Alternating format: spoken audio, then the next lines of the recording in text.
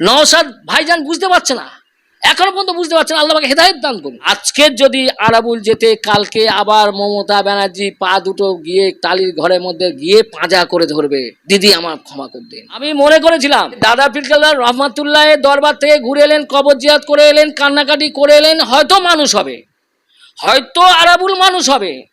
কিন্তু বন থেকে জানোয়ার তুলে আনা যায়, জানোয়ারের মন থেকে যে বন তুলে ফেলা যায় না, এটা সত্য প্রমাণ করে দিয়েছে আবার আরাবুল। তাই ভাঙর থেকে উঠে এসে ক্যানিং পূর্বে দাঁড়িয়ে আবার সেই গুন্ডামি শুরু করে দিয়েছে, আবার ফের মেরে মানুষকে মেরে হসপিটালে পাঠাচ্ছে।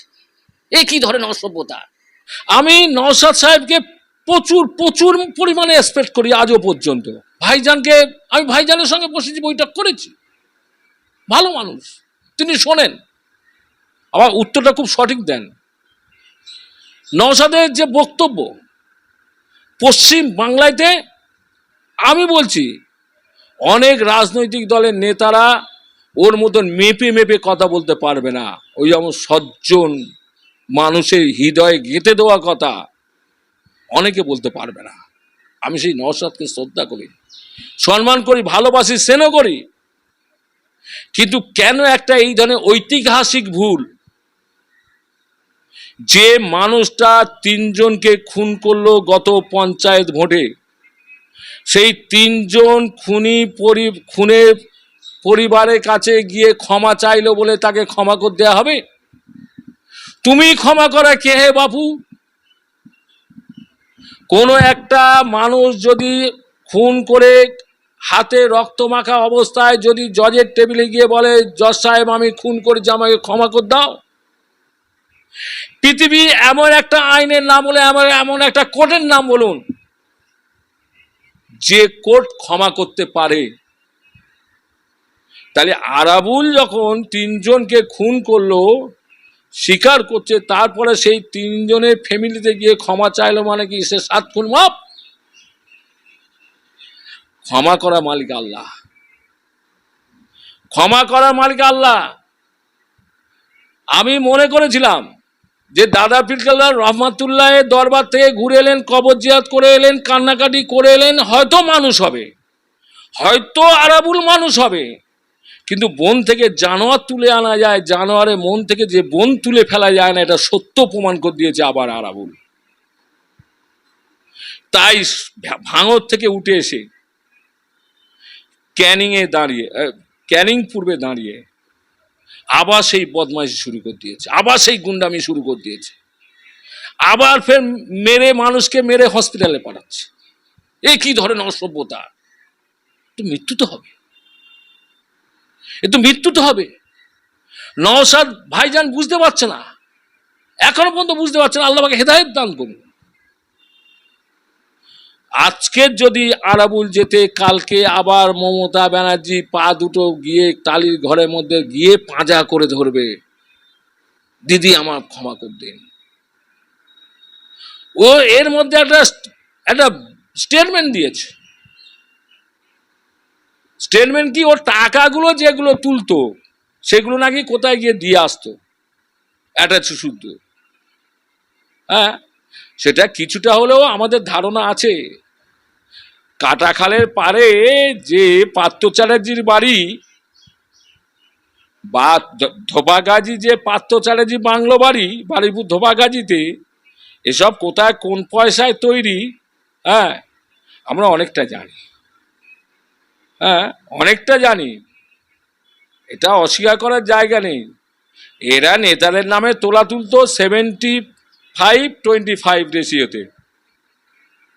হ্যাঁ, সেই 75-এর মধ্যে এইসব টাংলো বাড়িগুলো করা হয়েছে, বেনামে হোক আর অনামে হোক। আরাবুলের কাজ হচ্ছে চামচাগিরি করা, তাবেদারি করা। ও চামচাগিরি করবে, তাবেদারি করবে, কারণ এদের ব্লাডটা তো কংগ্রেসের ব্লাড নয়, এদের ব্লাডটা তো জাতীয়তাবাদের ব্লাড নয়। এদের ব্লাডটা হচ্ছে, আমি আবার বলছি, এদের ব্লাডটা হচ্ছে হারমাদ সিপিএম এর ব্লাড, কমিউনিস্ট ব্লাড। কারণ আরাবুল একটা সময় সে কংগ্রেস করতো না, সে কমিউনিস্ট পার্টি করত, কমিউনিস্ট পার্টি আদর্শে নীতি বিশ্বাসী আরাবুল।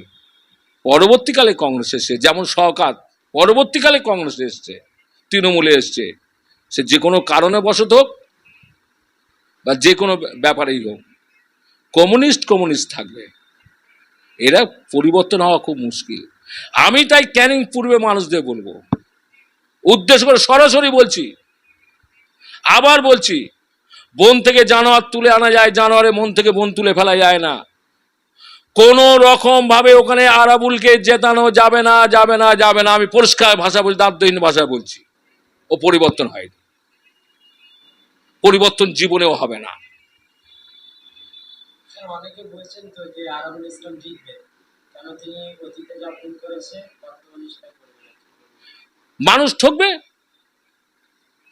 ন্যাড়া একবার বেল তোলা যায়, দুবার যায়, যদি বারবার বেল তোলা যায় আপনি কি করবেন, আমি কি করব?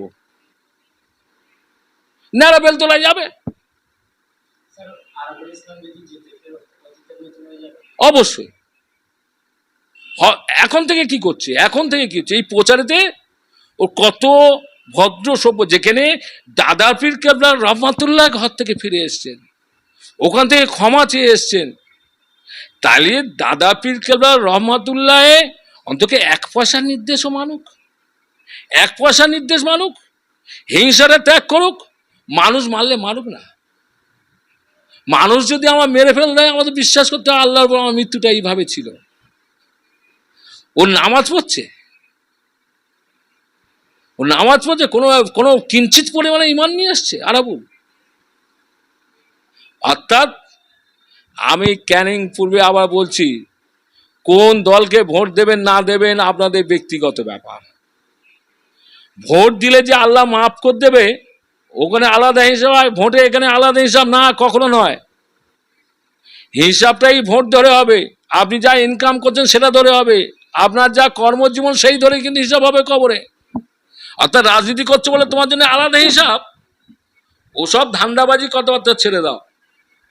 ভালো মানুষ হতে হবে, সৎ মানুষ হতে হবে, সৎ মানুষকে নির্বাচিত করতে হবে। সেই ধরনের সৎ মানুষ যে দলে হোক, যেই হোক, সৎ মানুষ, ইমানদার মানুষকে আপনারা ক্যানিং পূর্বে থেকে নির্বাচিত করুন। আমি জানি ক্যানিং পূর্বে মানুষ দীর্ঘদিন ধরে, বিগত 50 বছর, 50 আর 14-15, তার 65 বছর প্রায় স্বাধীনতার পর থেকে, সেই যে সিদ্ধার্থ শঙ্কর রায় চলে গেছে তারপর থেকে শান্তিতে নেই। তারপর থেকে শান্তি যতটুকু ক্যানিং পূর্বে হয়েছে আপনারা মিলে নেবেন। আমি আব্দুর রহমান প্রদেশ কংগ্রেস সম্পাদক বলছি, সিদ্ধার্থ শঙ্কর রায় ক্যানিং পূর্বে মানুষদের, সংখ্যালঘু, অনুন্নত, পিছিয়ে পড়া মানুষদের যে সরকারি চাকরিটুকু দিয়ে গেছে, সিদ্ধার্থ শঙ্করের জমানা 4.5 বছরের জমানায় ক্যানিং পূর্বে যে রেশন ডিলার এবং কেরোসিন ডিলারগুলো আছে সবটাই সিদ্ধার্থ শঙ্কর রায় দিয়ে গেছে কমপক্ষে 80% সংখ্যালঘু মুসলিমদের। যে ডিলারগুলো আছে দেখুন, সব ম্যাক্সিমাম মুসলিম ডিলার, সব সিদ্ধার্থ শঙ্কর রায় দিয়ে গেছে। অর্থাৎ সেই ক্ষেত্রে বলবো যে আপনারা তেমনই ভাবে এগিয়ে যান, এগিয়ে চলুন, হিংসাকে ত্যাগ করুন। আরাবুলের কথা শুনবেন না, বাহারুলের কথা শুনবেন না, বা যে দলেই ক্যানির হোক না কেন কারোর কথা আপনারা শুনবেন না। নিজের মনকে প্রশ্ন করুন, ক্যানিং পূর্বে শান্তি ফিরে আসুক।